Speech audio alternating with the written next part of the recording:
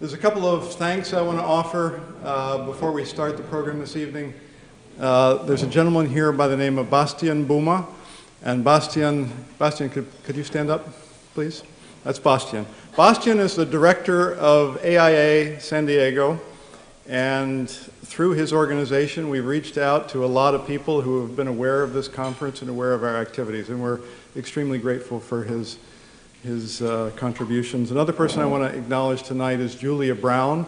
Julia Brown is over here at this table here with her guests from Eli Lilly.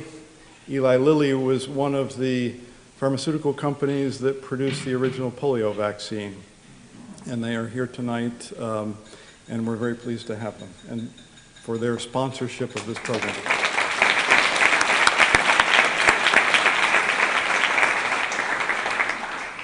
Now, a major part of ANFA's heritage is tied to an event that happened in the early 1990s, which we'll hear more about tonight, and that's the Jonas Salk was awarded the 25-year award from the AIA in 1992, and at that meeting, he met with some of the prominent architects, notably Norman Kuntz, who is a member of our board, has been on the board since the beginning of ANFA over a decade ago.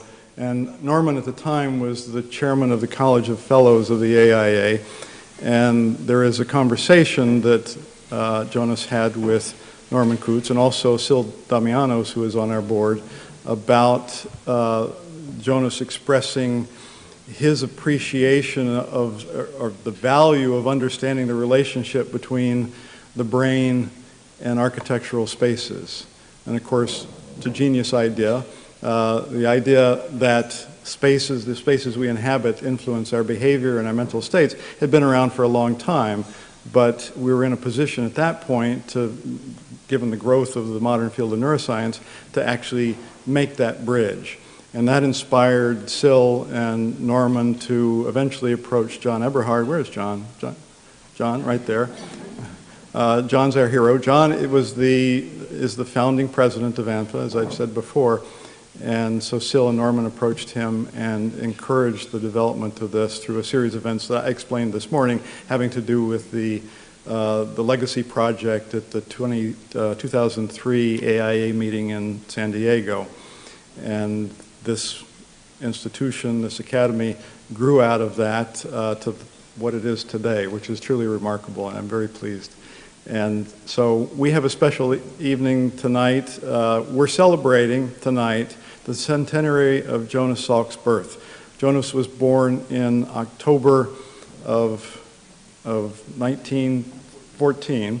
I've actually forgotten the date. Peter can tell us. The 20th.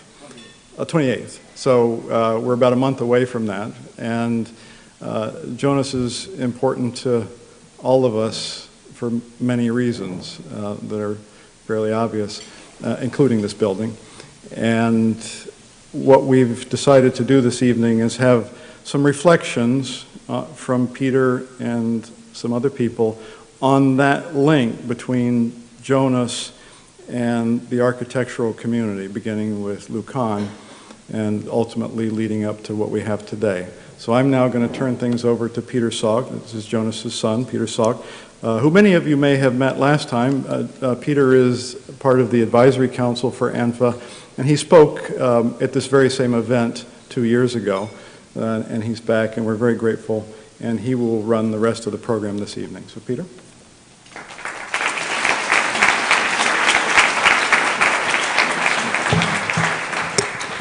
It is such a pleasure to be here and to be back here again 2 years later, to be with all of you whom I have met before, and to be meeting all of the new people that I've met so far and those still to be met. And Tom, thank you so much. It's just been wonderful to have this opportunity to put this program together that would honor my father in this moment surrounding his centenary.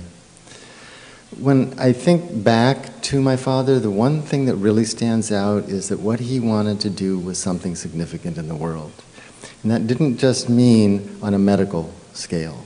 He obviously worked on the polio vaccine, and that program was successful with his team of researchers at the University of Pittsburgh, Before that, he participated in the program to develop the first influenza vaccine, which still today forms the basis for all injected influenza vaccines. And then after the polio vaccine project had been turned out to be successful, and again I want to acknowledge the people from Eli Lilly who were here, Gene Stepp, Don Grimm, Julia Brown, for the role that they played in that process. They produced the polio vaccine that was used in the field trials and in the early years of the vaccine program. So and continued to play a very close, have a very close relationship with my father throughout his professional career, and later on helped with a multiple sclerosis project that he undertook here in San Diego. But after the initial work on the polio vaccine, my father turned his attention to what next, and the idea was to put together a new institute, a new kind of institution that would not only deal with experimental medicine, fundamental biology, but that also would deal with those problems that arise from man's relationship to man. So throughout the rest of his career, through the rest of his life, that was what drove him. He wanted to see this place become what it has become, and it has exceeded his expectations. He also wanted to turn his attention to those problems that would engage interdisciplinary interactions among not only the people in the biological sciences, but also people in the social sciences, the humanities, the arts. Throughout his life, he continued to turn his attention to what needed to be done next. So to honor his centenary this year, there will be a number of programs that will look at things having to do with vaccines and public health and global health. There'll be a symposium here at the Institute as well. I'm so glad to have this evening to look at the relationship my father had to the field of architecture. And I have to say that the experience I had here last year was really eye-opening, because Tom had asked me to come and speak, which was, I thought, this is good. I'd known about ANFA and thought, this is a wonderful idea. It's just the kind of thing that would have appealed to my father. And so when Tom asked me to speak, I thought, well, this is a nice, a nice opportunity. And it wasn't until the very end of the conference, after I had spoken, that I had a chance to have a little private conversation with John Eberhard, who told me about what happened, how ANFA had come to be, and I had no idea of that my father was part of the inception of this. So this is just a wonderful experience for me. I'm glad to be here, and thank you very much. We'll have an interesting group of speakers tonight, and I'll introduce them one by one. So we'll start out with my brother Johnathan Salk, who's a psychiatrist in Los Angeles, who has had the opportunity to spend time with both my father and with Louis Kahn, and I think he'll have some things to share about that relationship. Thanks.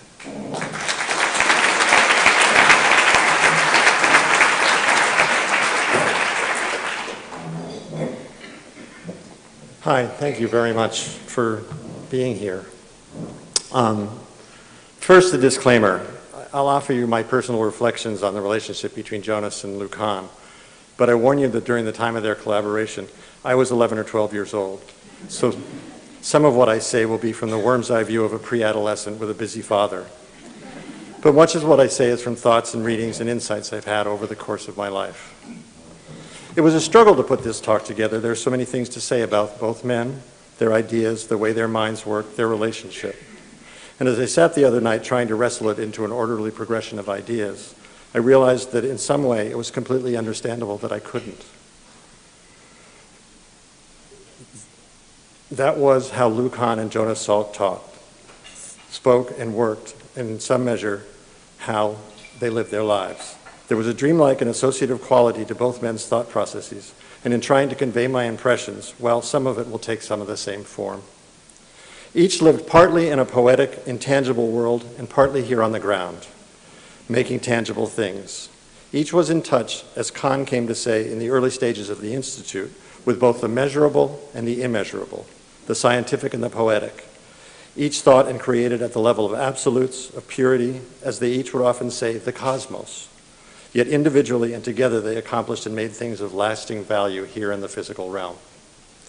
Their relationship began around 1959 when my father went to Lou Kahn to ask him about how one goes about finding an architect.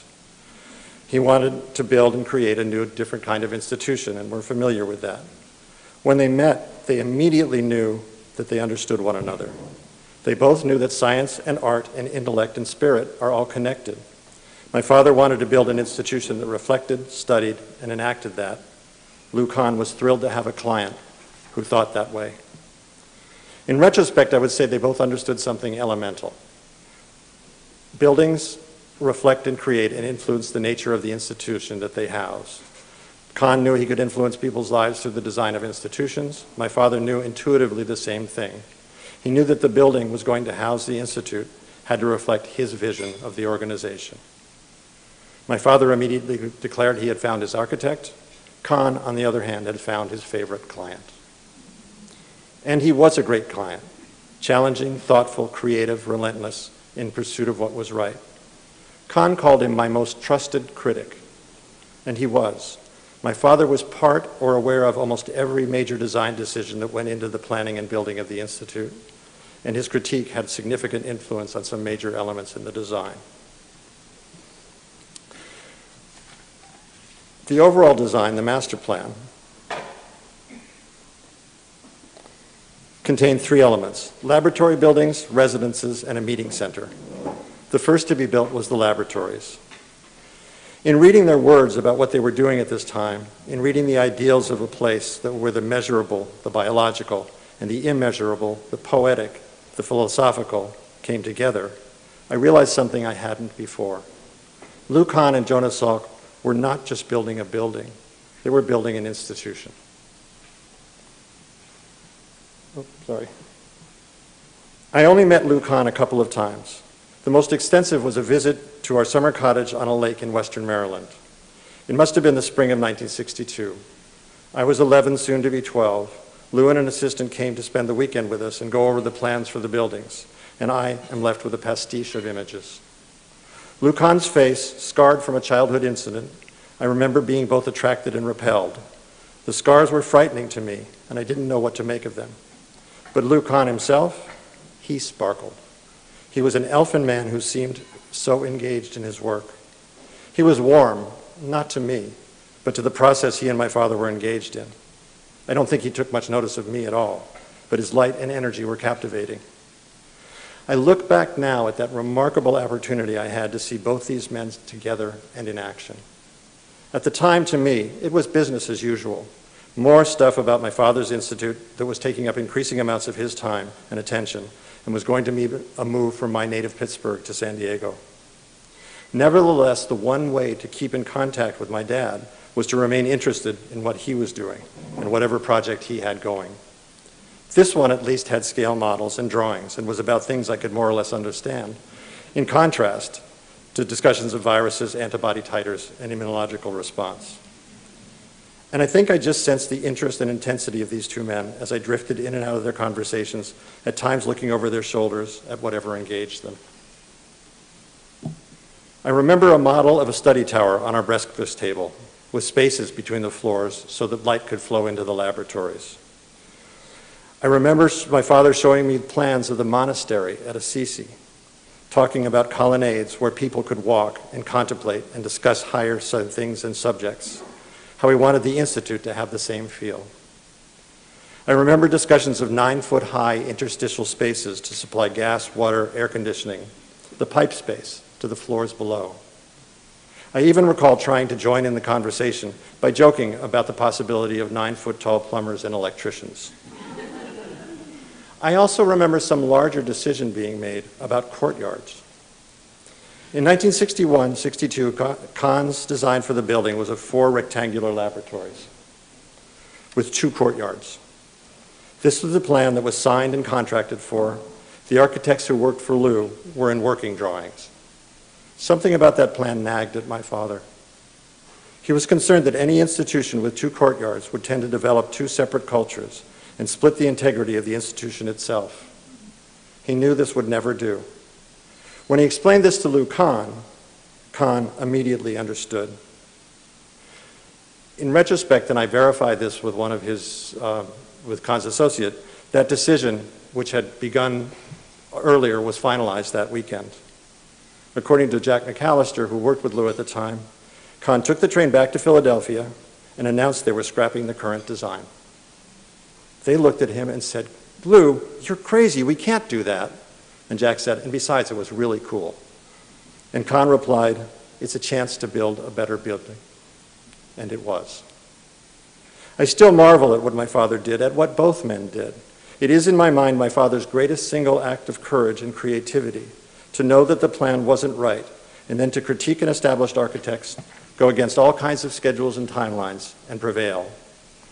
And Lou Kahn, on his side, had no trouble listening to Jonas, seeing that he was right, to go back to his team and telling them to throw out virtually everything they had been working on for months, all because he, too, knew what was right.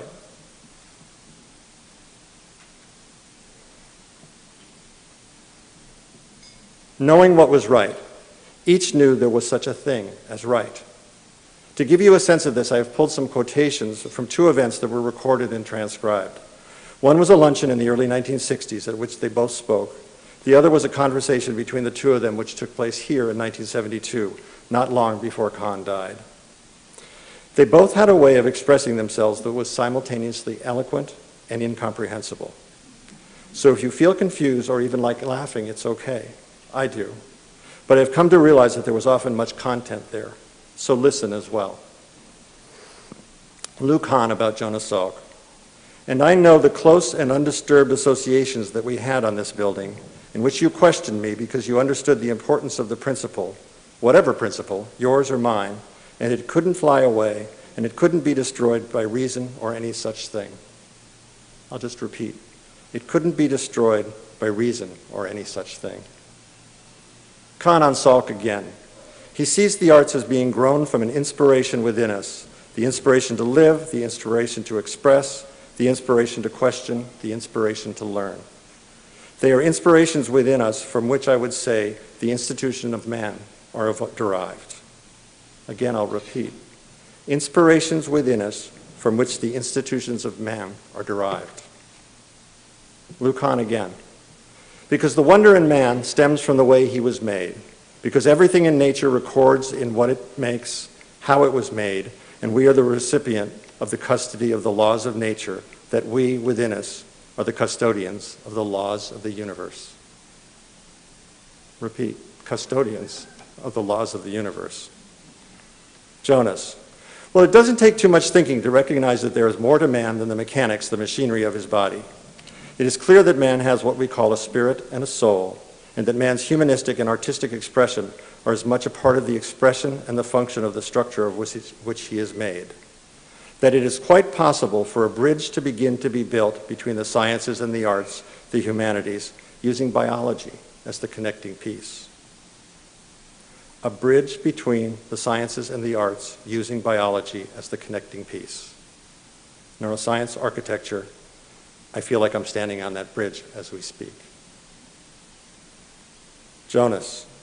There's a unity to all this, as is revealed in the way in which Mr. Kahn and I have interacted in order to create a building of concrete that has all of the aspects of a living organism with a capacity to grow and evolve. Pretty heady stuff.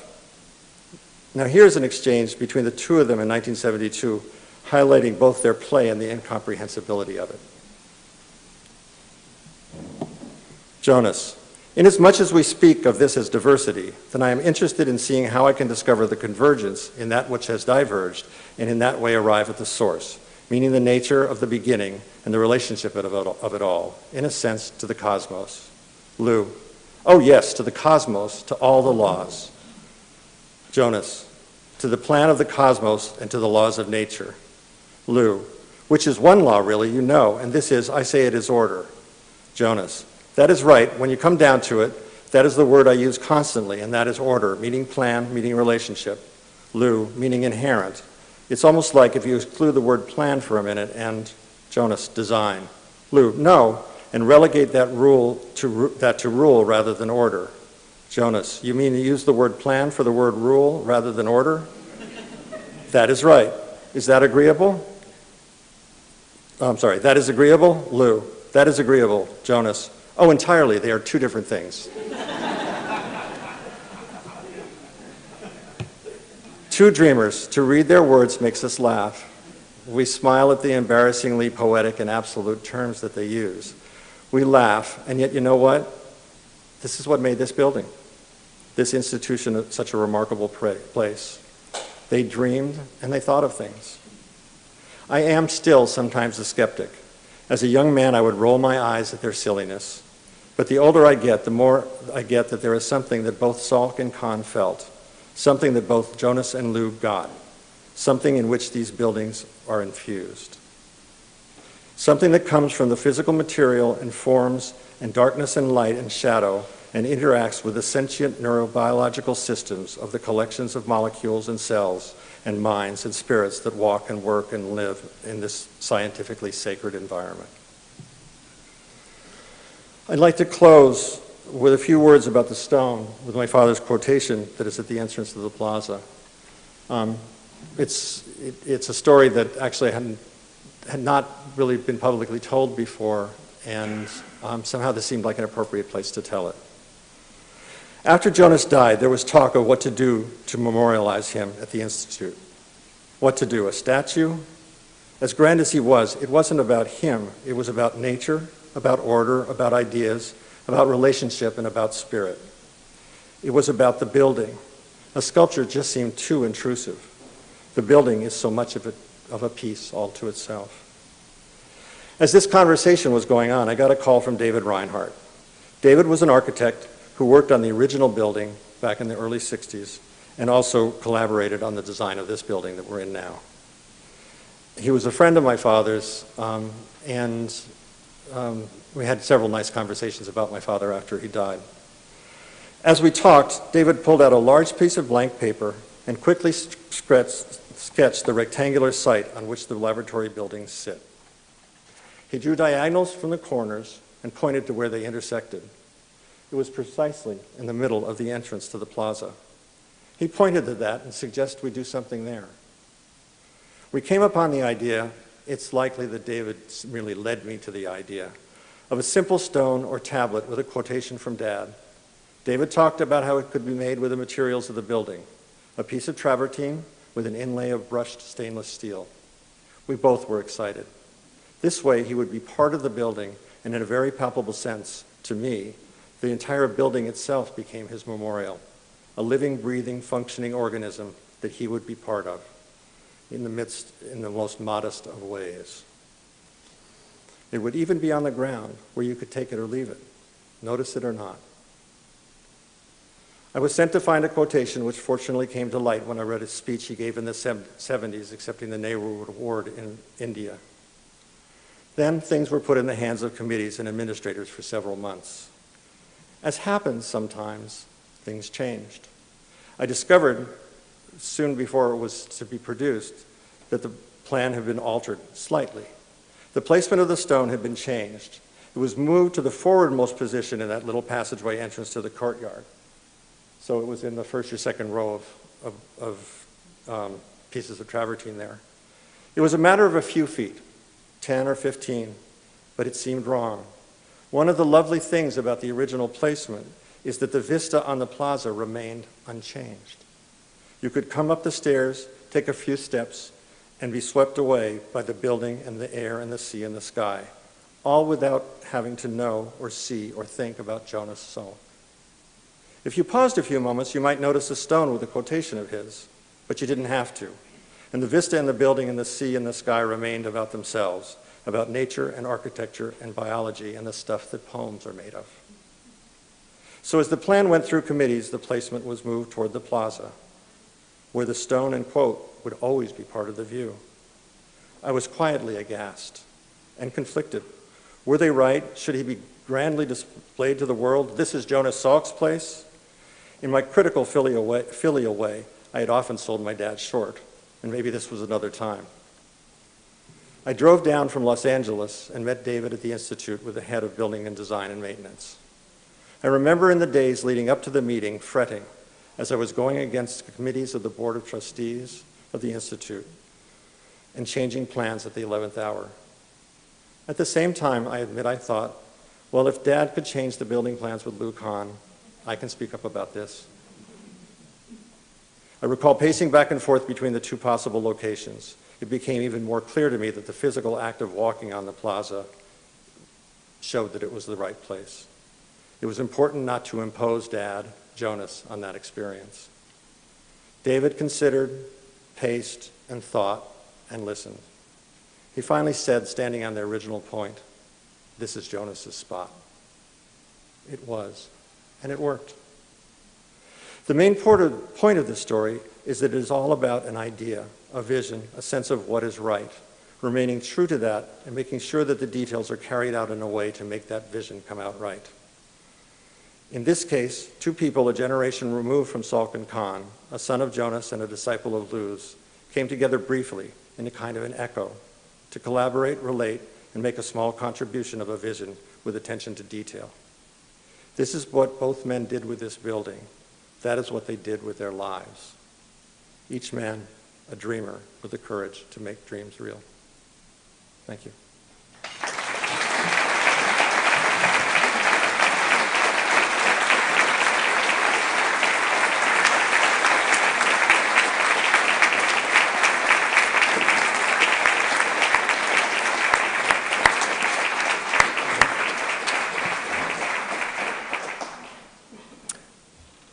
Thank you, Johnathan, and I'm glad to hear that story for the first time.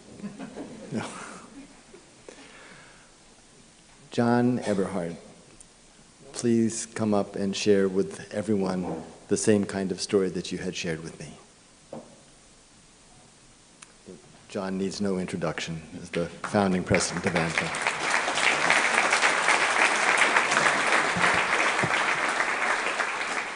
Some of you may recognize this line. That's from a book I read a number of years ago. What can you say about somebody who died before they were 100 years old? I can say he changed my life. And I want to tell you how. In 1995, Jonas Salk had a meeting that you've heard about with Sil Damianos and Norman Kuntz at the AIA Research Foundation, AIA Foundation, and told them the story about how, and the slide can go up now, if she's ready, about Jonas having been working on a cure for polio at his laboratory in Pittsburgh, and that he got stuck intellectually. So some of you may have been stuck when you were trying to solve problems before, and one of the ways of dealing with that is to walk away from it. So he decided to take a sabbatical and to go to Assisi, and why he went to Assisi, I don't know, and I don't know whether his sons know, but he went there and for his sabbatical. And I think, he probably stayed in the cloister. When he came back, he told the American Institute of Architects officers that something in the architectural setting of Assisi had so stimulated his brain that that's where he came up with the whole idea of the Salk vaccine and how to make it. And he went back to his laboratory in Pittsburgh and proceeded to do so, and then went to work with you. They said to me he had come to the AIA and told that story, and he had said somebody in the AIA, American Institute of Architects, ought to be studying how architecture affects the brain. And they said to me, because I had just retired for the third time, why don't you move back from Pittsburgh, where I was, to Washington and work on that? And I said, well, I'd like to move back to Washington, but I don't have any idea what I would do. They said, that's all right. We're going to give you a title. You're going to be Director of Discovery. And your job is to discover what we should be doing about Jonas Salk's challenge. And so that's what I did. And I became not an architect anymore, not a government employer anymore, not the dean of the School of Architecture anymore. I became a neuroscientist. And I'm now the only architectural member of the Society for Neuroscience that has 40,000 members. So I'm holding the court open for some of you to join me in the next few years when you learn about how to make connections between architecture and neuroscience by coming to these seminars.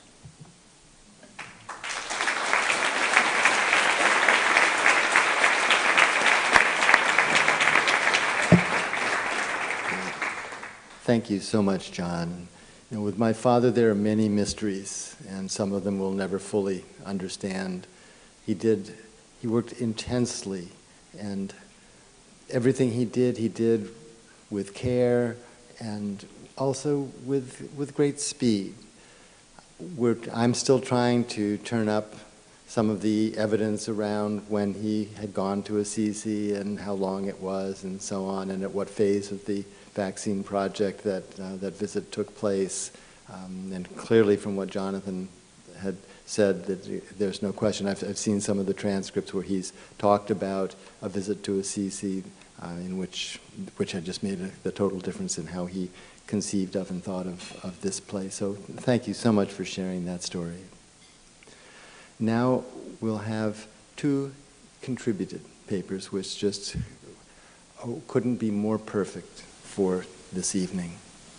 The first is by Sarah Williams Goldhagen, who wrote a book on Louis Kahn. This Louis Kahn, Situated Modernism. She's the architecture critic for the New Republic, and she's going to talk to us tonight about Embodied Cognition, Louis Kahn's Institute, or the Salk Institute, whatever is the real title. The subject is there.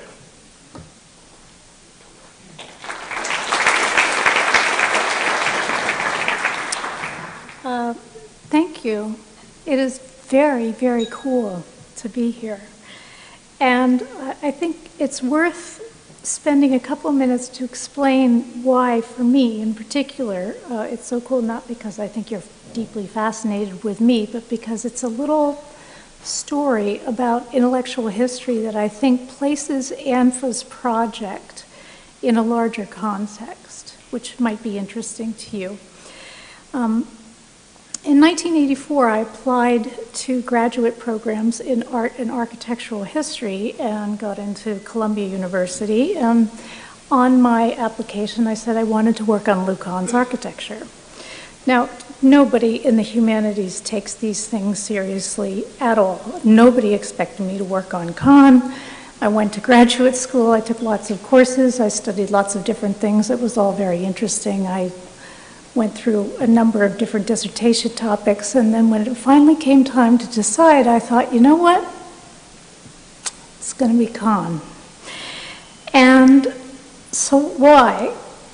Because I wanted to figure out why Kahn's buildings create such an immensely emotionally powerful, memorable experience. Why? Now, this was in the early 90s. It was the height of postmodern theory in the humanities. And Kahn's ideas were way, way too authentic and true for anybody to take them very seriously. And so my advisors was like, okay, you want to work on Kahn? You go ahead. So you work on Kahn.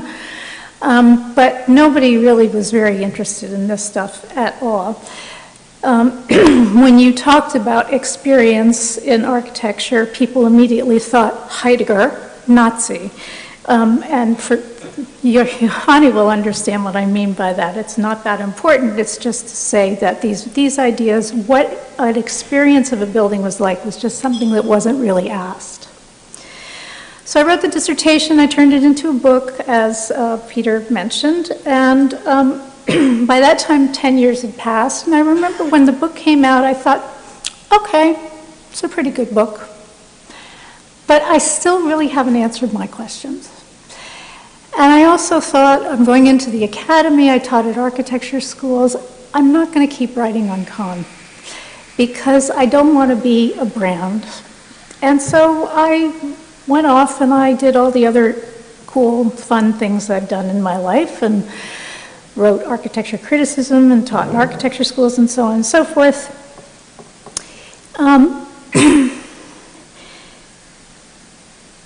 And then about 5 years ago, I started working on a book on the contemporary built environment and specifically on the experience of the contemporary built environment, because I'd spent years working as the New Republic's architecture critic, traveling all over the world, looking at these different buildings.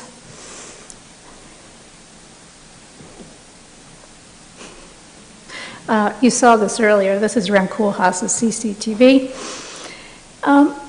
Looking at what my colleagues were designing, and still nobody was talking about experience. And so I decided I was going to write a book about it and see what happened. Now, in my intellectual world of origin, Juhani Pallasmaa and Kenneth Frampton were about the only people who did not think these questions were deeply uncool. And what I quickly realized that what I was calling experience was cognition. So I started looking into cognitive linguistics, evolutionary psychology, ecological psychology, environmental psychology, and eventually cognitive neuroscience. I read anything I could find to help me find a frame to figure this out. And then I opened up my spam folder several months ago, and there was the call for papers from ANFA, and I thought, okay, maybe it's time for me to come back and look at Kahn again and see what I see this time. So I'm delighted to be here, and I truly think that the work that ANFA is promoting to build bridges between neuroscience and architecture is A, revolutionary, and B, will change the world we live in. I believe that. And I applaud the work that all of you are doing. So here's my humble attempt to revisit Kahn, with whom I lived for so many years. Not as Peter and Johnathan did, but, I mean, they didn't live with Jonas, but he was my guy. Okay, I'm confining myself to the Salk Institute Plaza before the addition, just because that was the original experience. And I'm proposing that Kahn made emotionally powerful, cognitively engaging experience out of this building because he deliberately orchestrates the machinery of human sensory cognition. Now the reason the plaza, oh, there's even a pointer here. The reason the plaza is important is because, as those of you who are involved in the construction of the addition know, this grove of trees, or a grove of trees, you can see it here too in Kahn's drawing, separated and was the entry sequence by which you entered into the laboratories. And there were these kind of meandering paths, you can see them here and here. And then you would come upon the Salk Institute, the original one. Now, one reason I think that neuroscience is so useful to understanding architectural experience is because most cognitions about our physical environment that we have, about the built environment, are non-conscious. Where people are very goal-oriented creatures.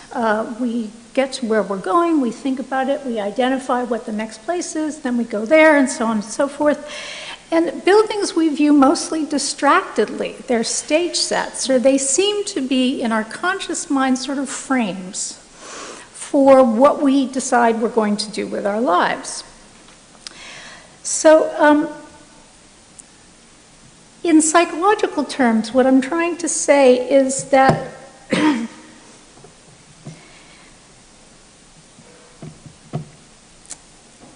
to talk about the built environment is basically to talk about the world that we walk around in and live in as a kind of riot or a carnival of primes, of psychological primes.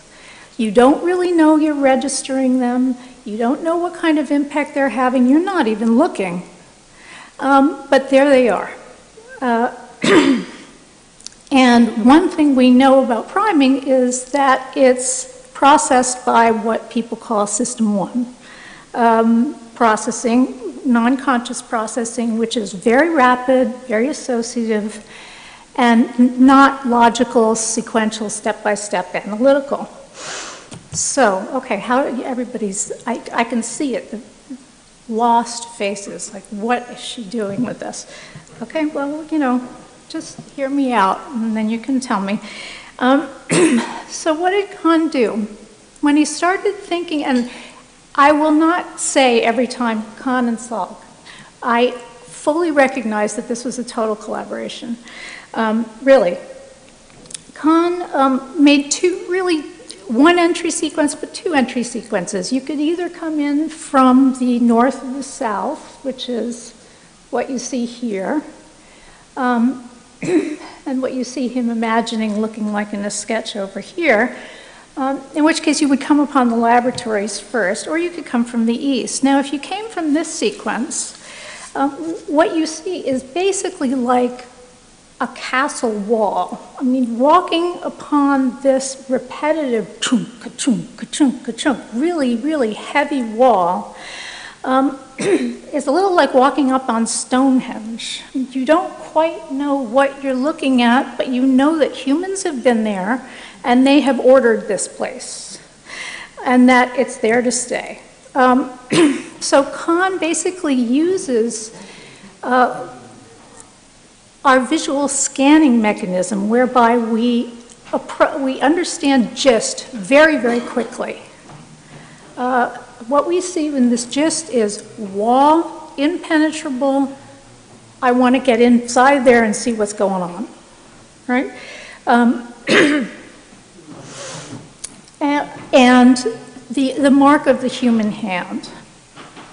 If instead you came in from the east, which is the most common sequence, basically Kahn uses the principles that have been discussed in many of the papers today from Jay Appleton of Prospect from Refuge, in which he sort of tempts you in, he seduces you. You walk through this grove of trees, it's a little meandering, a little wandering.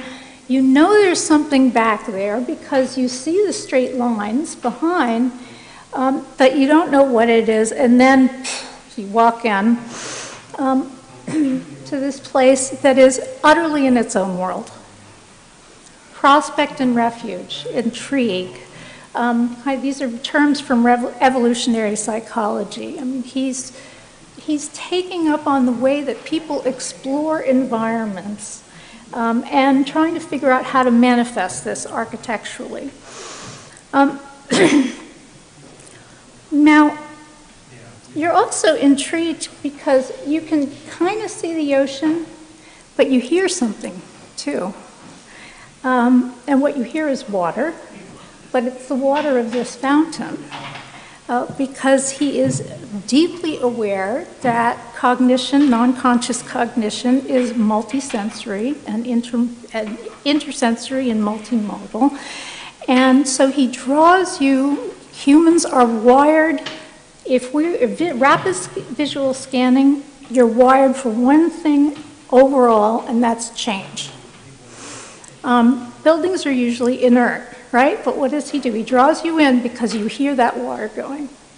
And it's a very small line that gets you there, but I have never seen anybody walk into the Salk Institute Plaza without first going right up to that line and kind of looking, can my foot fit over it? You know what, maybe dipping there, whatever. Anyway, So again, he's manipulating the machinery of cognition to draw you in to this place.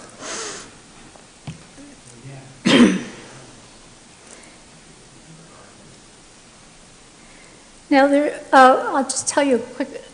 Kahn was a wonderful speaker and a very funny guy. And one building he absolutely adored was the Pantheon in Rome.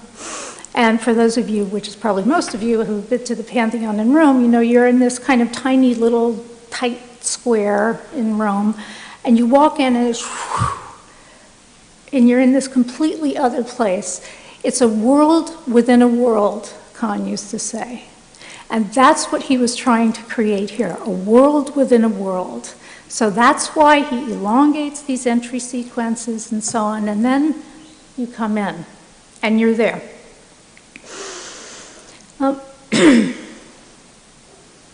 Now, but what are you seeing?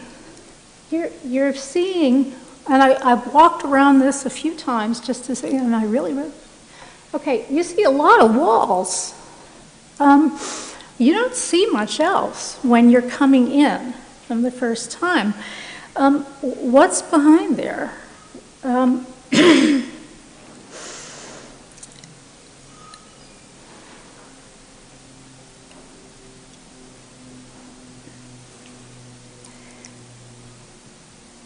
Okay.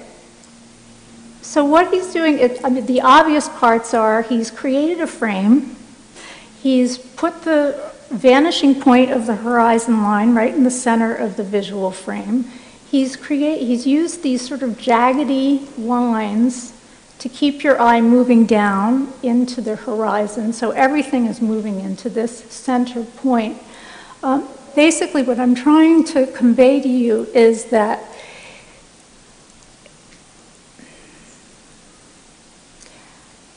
he didn't really want you to pay attention to the buildings, not at first. He wanted you to pay attention to the site. He wanted the horizon. He wanted you to look at the sky. He wanted you to look at the water, to associate it with the water of this ocean, and so on. It's kind of blank. There's enough, I mean, this may be going a little too far. We were talking about zigzaggy lines, you know, exciting the amygdala. Okay, this may be a flyer, but nonetheless, I thought, you know, so maybe those zigzaggy lines are there because he wants to get you a little bit excited, right? You know, he wants to sort of stimulate you, but in a good way. All right, anyway.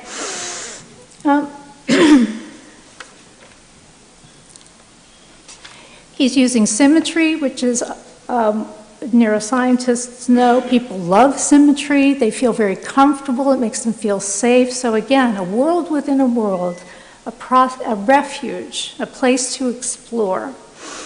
And,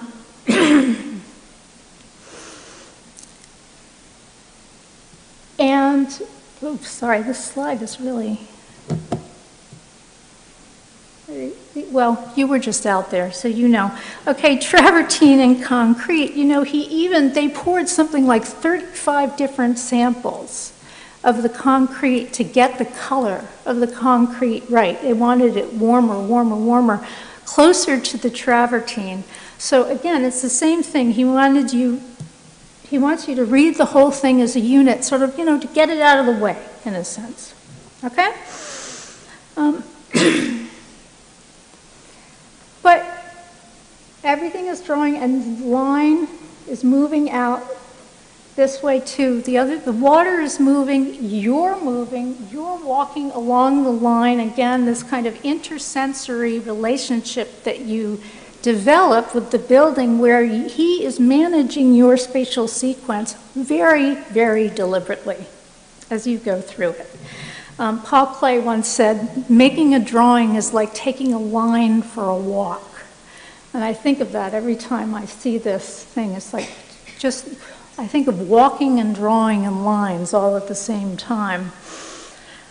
Wait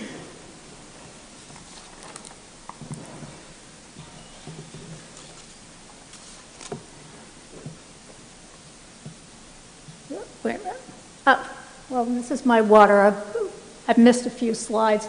But here, this is the site plan of the whole complex that Salk and Kahn originally wanted to build. Meeting house was a very important part of the complex. This is just meant to show you that he also wanted to keep the buildings low to the ground. Again, it was a way of sort of creating monumentality, but something that was really much more about the site than it was about the building. Okay. So what Kahn's doing is in this single unified composition, he's forming a building that suggests that the main event is not the building. The main event is the ocean, the horizon, its nature. One of the things that he repeatedly said about the Salk Institute is that it was designed out of a deep respect for and understanding of the nature of nature. But then as you move into the plaza, because now you're in here, the building starts to kind of pull you in bodily, somatosensorially, sorry guys, with the details that he uses that slowly reveal themselves. Wait a minute. Okay, so you see just a little bit of the offices here. If you'd seen much more, it would have very much interrupted that unified composition. But then you begin to really see the scale of the offices, which is really quite different from the scale of the laboratories and the scale of the gallery spaces, because you have these almost handcrafted wood things laying on. He uses repetition and variation, so you're still comfortable enough. You know it's order. It's not chaos here. But the repetition and variation is complex enough that you can begin to really explore it. Okay, there we go. Kahn, as certainly all the architects in the audience know, was utterly obsessed with human scale. And he had an extraordinary intuition for human scale, more than practically any other architect I've ever worked on. I stood outside and actually counted the floors, how tall. So this floor has 6 of these concrete holes in them, and this one has 5, and this one has 6, and this one has 7. So he actually pulls the space up at the top to make it look more monumental than it really is. I mean, it was the first time I ever noticed it when I came back this time, actually. And also, look at how he's figuring out where the head of that person is going to be in relation to the ceiling of the office that he's standing in. So he's scaling to the human body, and yet making it look tall, because when you're scanning visually, he wants it to be monumental. He wants something to be very important. Okay. He pulls you in bodily in another way, which is through the use of details. Actually, I'll have to go back to this one first. Certainly all the architects know this lines represents each form of the concrete formwork, into which the concrete was poured. And then they take the formwork off, and then you have this very sharp, thin V channel on either side. Now,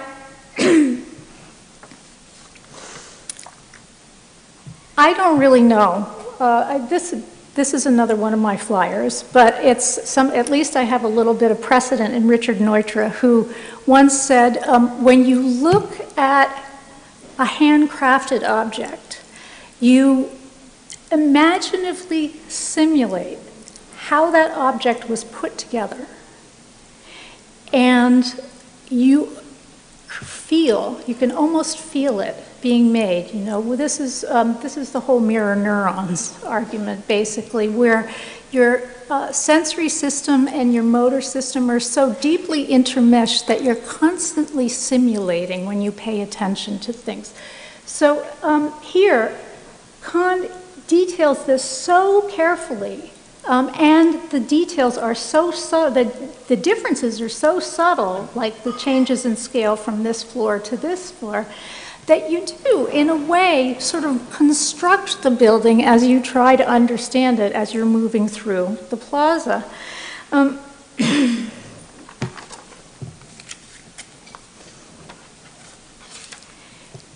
he takes that, I'm thinking of like a fishing line, reeling you in bodily, down to even the smallest details, where he makes you notice each of these bolt holes from the concrete formwork, each board of the wood laid very carefully next to it, not with a tongue and groove kind of thing, at least you can't see that it's that. They just look like they're butting up next to one another, the kind of craftsmanship that makes you simulate in your mind and in your motor neurons, really in your hands almost, how this building was made. Now, as I said, Richard Neutra actually argued that this was true in a book called Survival Through Design in 1950 something or another, which, as far as I can tell, absolutely no one paid attention to.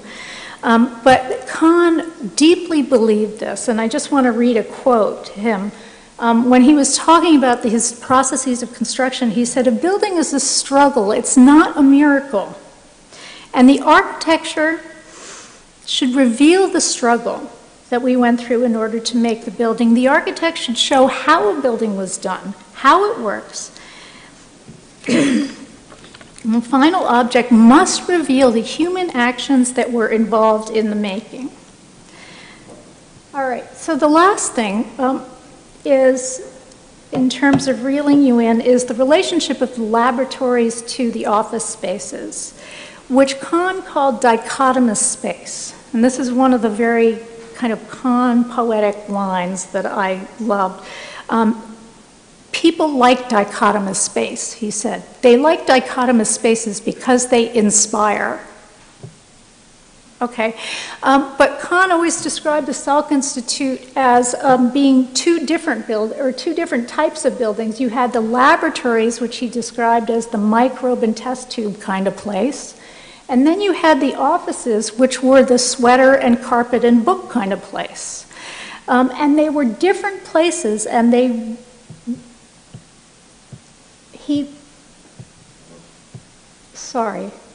you see how far he pulls off these offices from the laboratories, because he wanted that tension of them butting up against one another.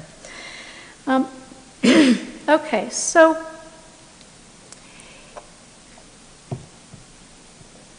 I'm almost done.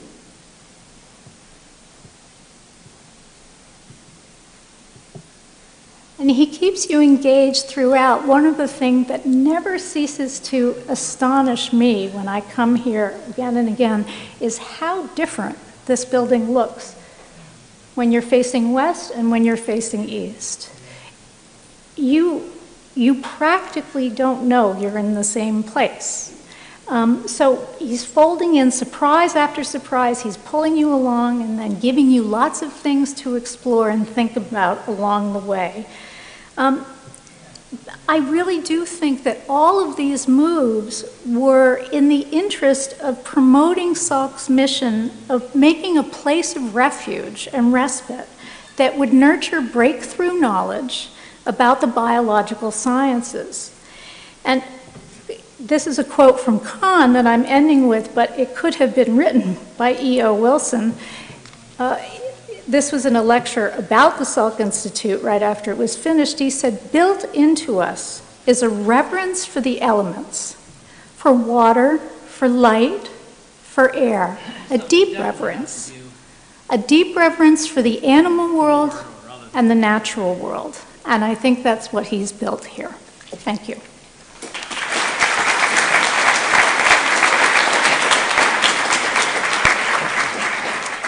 Thank you, Sarah. It was really nice to hear that elaboration of the different features and aspects of the Institute and what Kahn has left for us.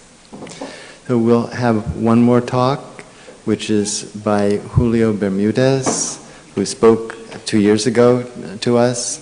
Julio is Associate Professor at the Catholic University of America, the School of Architecture and Planning. He will be talking about architecturally induced contemplative states. Julio? Okay, guys, it's very late, so I'm sure if you are still up for this, I'll try to be on time.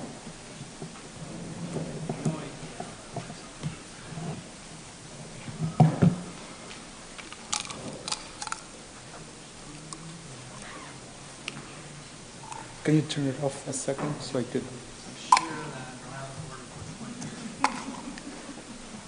It's okay.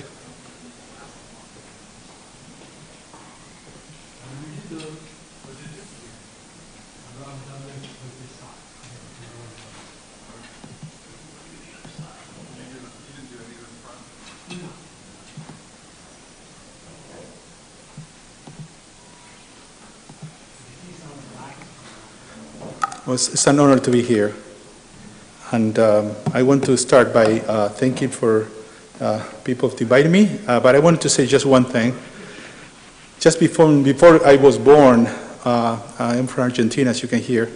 My mother and many people in Argentina were escaping the polio epidemic, and my mother was the first group of mothers that received the polio vaccine. And I grew up from very little hearing my mother's talk about how much we own Jonas Salk. So I want to thank the sons for that and everybody else. Thank you.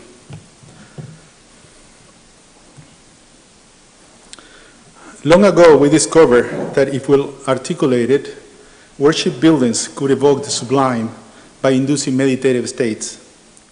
This has long been self-evident for the architecture profession, but it's close to impossible to demonstrate empirically. The arrival of neuroscience and brain imaging for the first time in human history provide us with a non-ambiguous way to match psychological states directly to the neural correlates. Scientifically, the question is posed this way. Can an external method to induce contemplation, architecture, produce neurophenomenological results similar to those attained using conventional, that is internal, self-directed methods such as meditation or prayer? This is a novel question because, one, the vast majority of neuroscience studies have centered on internally induced meditation. This is because such method can be easily and successfully implemented in the strict confines of the lab, and as a result, insufficient attention has gone to investigate externally induced contemplative states in neuroscience. And second, it is also novel because despite its obvious relation to aesthetics, contemplative states have not been looked by neuroaesthetics.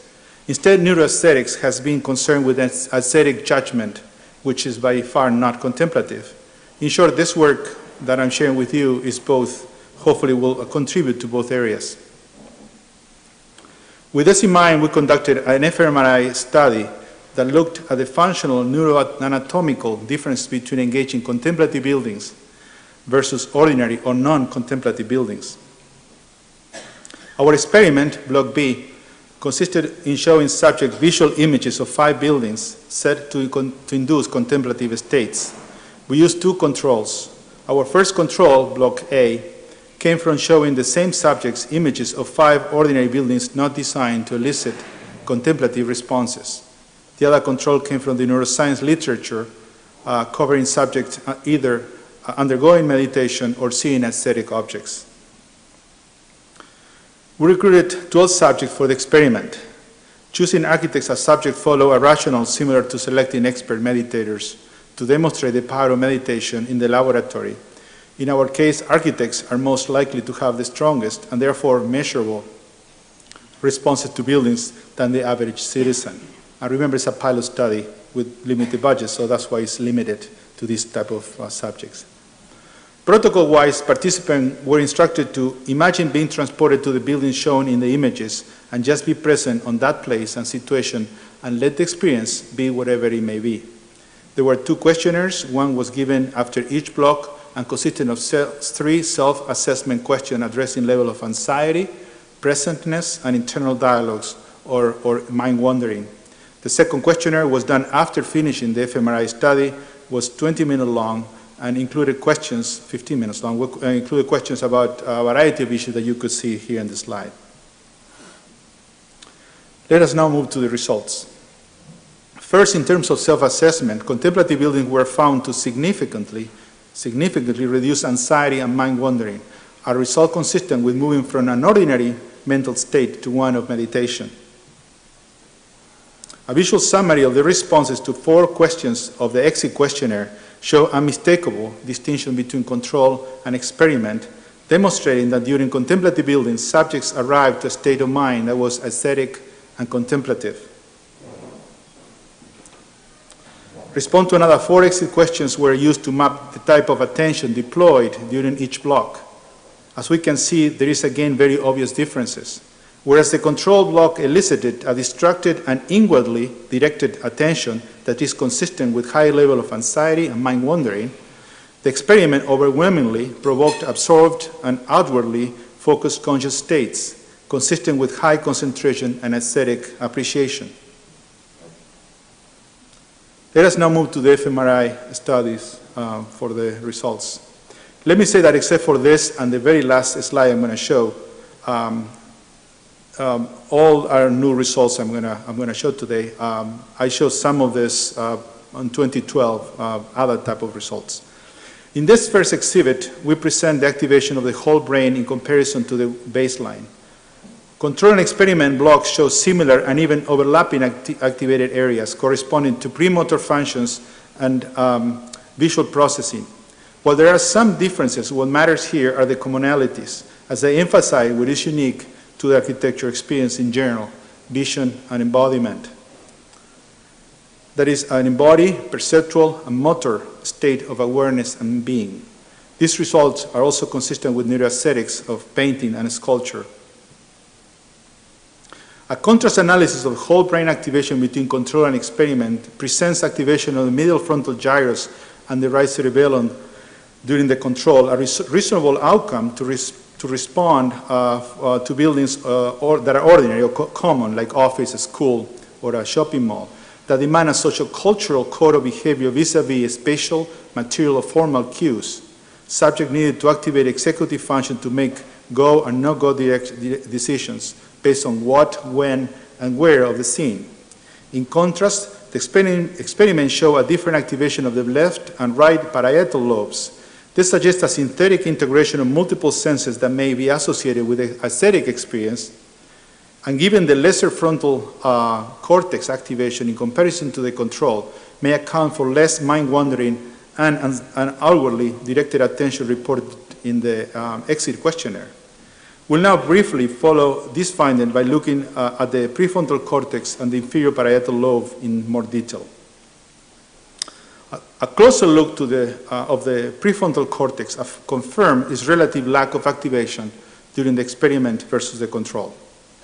Comparatively, the prefrontal cortex is silent during the experience of contemplative buildings.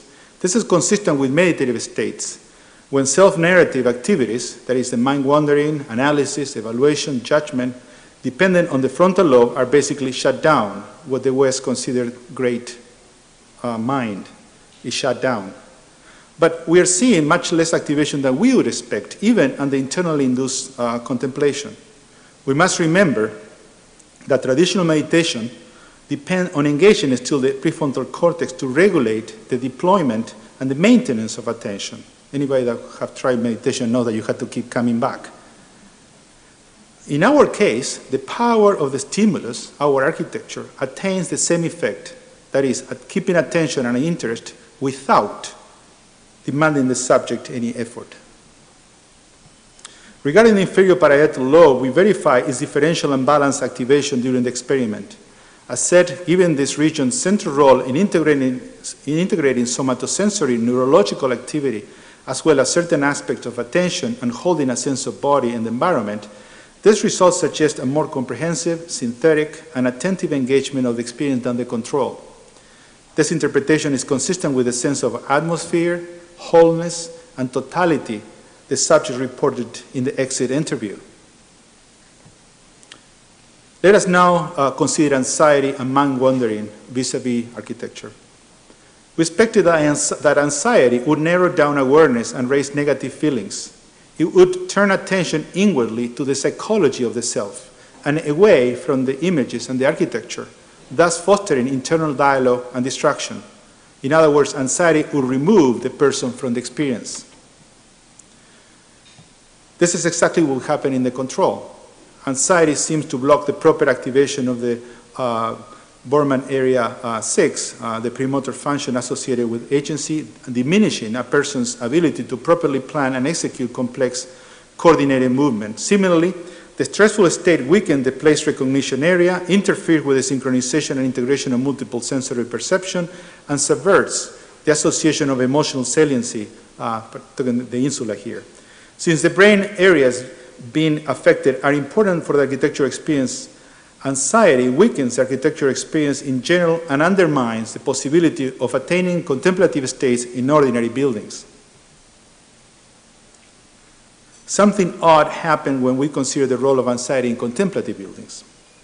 Looking at the positive regression on the top, we find that the activation of the claustrum and the primary visual cortex, the Brodmann area 17, increases as rating of anxiety increases. This seems to go against what we expect. A stressful situation should actually break down the synchronization and integration of sensory information and probably diminish visual attention and activation due to the rationale articulated a second ago. What is happening? Before answering, let's consider the negative correlation findings on the bottom. During the experiment, anxiety reduces emotional processing and motivational engagement, the cingulate region of BA25, and also reduces conscious spatial processing and attention along reflective awareness, BA7, thus subverting at some level self-directed contemplation. However, one would expect a lot more disturbance probably at a more fundamental level, that is in areas more central to the architectural experience like we saw in the control.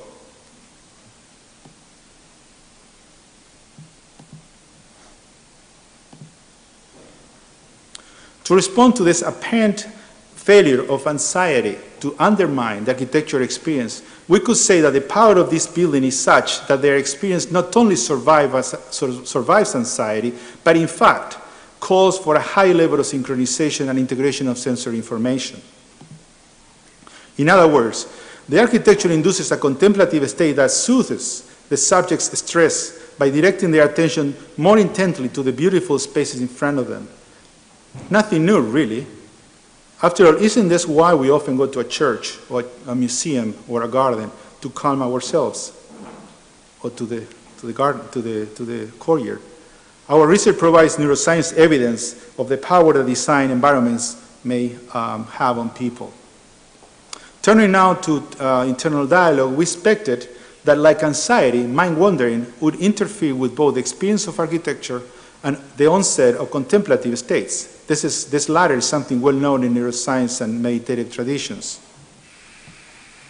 In the control, the more mind-wandering, the less spatial processing, attention, and reflective awareness, BA7, as well less activation of the reward-seeking and motor planning mechanism, the substantia nigra, de facto making a full architecture experience is very, very difficult. In the experiment, internal dialogue inhibited the scenic engagement, diminished conscious spatial processing and attention, while interfering with sensory motor processing and consciousness, in particular the thalamus. Notice the internal dialogue was much more damaging than anxiety to the experiment. The positive correlation of the premotor somatosensory centers dealing with embodiment could make sense following a logic similar to the one argued earlier with anxiety. The more we are in our heads, the more our motor and somatosensory processing must be activated in order to respond to a situation that we feel compelled to appreciate, even if our mind tempts us to wander. as is in the case of the experiment. The last result I'll share with you today makes the neuroscientific case for an architecture-induced contemplative state all the more compelling, at least I believe so. Based on a subject responses to all our questions and using the parameters listed in the slide, we ranked our subjects' depths of experience. The ranking goes from subjects having a very superficial and intellectual response to the experiment to very, very deep, absorbed and emotional experiences, some even non-dual. What we wanted to see was if there was any correlation between this variability in phenomenological response and brain activation. Using such ranking of subjects, we did a regression analysis and found a progressive and massive downregulation of the brain the deeper the contemplative state. Specifically, the more profound the architecture experience, the more awe, the less activation of the prefrontal cortex associated with executive function, sense of self, analysis, and so on, less activation of the posterior cingulate gyrus, considered a central component of the default mode network of the brain, along with the precuneus and the prefrontal cortex, less activation of the superior temporal gyrus, which deal with, of course, auditory experiences, visual association area dealing with labeling and understanding, and even the inferior parietal lobe. At the same time of this massive deactivation, there is an upregulation of area associated with sensorimotor operations supporting the aesthetic absorption with the stimulus. In conclusions, first, contemplative buildings elicit neurocorrelates of meditative states that are both like and unlike those gained using internally induced states. Second, unlike traditional meditation, architecturally induced contemplation is an aesthetic state that activates neural regions of sensory integration, non-criticality, emotion, and embodiment. I didn't show parts of non-criticality and emotion, but you could see my talk in 2012 about that. But similar to ordinary meditative methods, contemplative buildings do cause significant reduction of mind wandering and anxiety, along with an increase in attention and the deepening of the experience. Third, there are significant neurophenomenological differences between contemplative and non-contemplative buildings that could be compared to the difference between meditative and non-meditative states.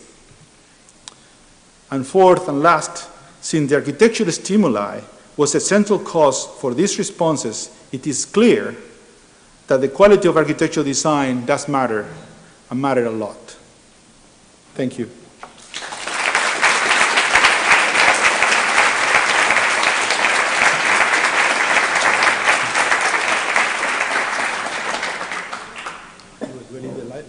The image? It's nice. Yeah, indeed. Julio, thank you very much. We'll close now. I want to leave you just with a couple of thoughts reflecting back on my father. He wrote 4 books. The first of them was Man Unfolding. The last was Anatomy of Reality. And when the Institute was founded, there were 3 purposes. One was the study of research and instruction in fundamental biology. The second, investigating cause, prevention, and cure of disease. And the last was understanding the factors and circumstances conducive to the fulfillment of man's biological potential. What you all are doing, and Julio, I think your talk has pulled this together in terms of the overlap of architecture and neuroscience, is to do what my father wanted to do. He wanted to bring out the best in everyone. So this is the project that you're engaged in, understanding the relationship between how our minds work, how our bodies function, and the built environment that we have created, and how to use that optimally to allow us to unfold to the fullness of our own natures. So Tom, again, thank you so much for this opportunity to have this session, and thanks to everyone. Good night.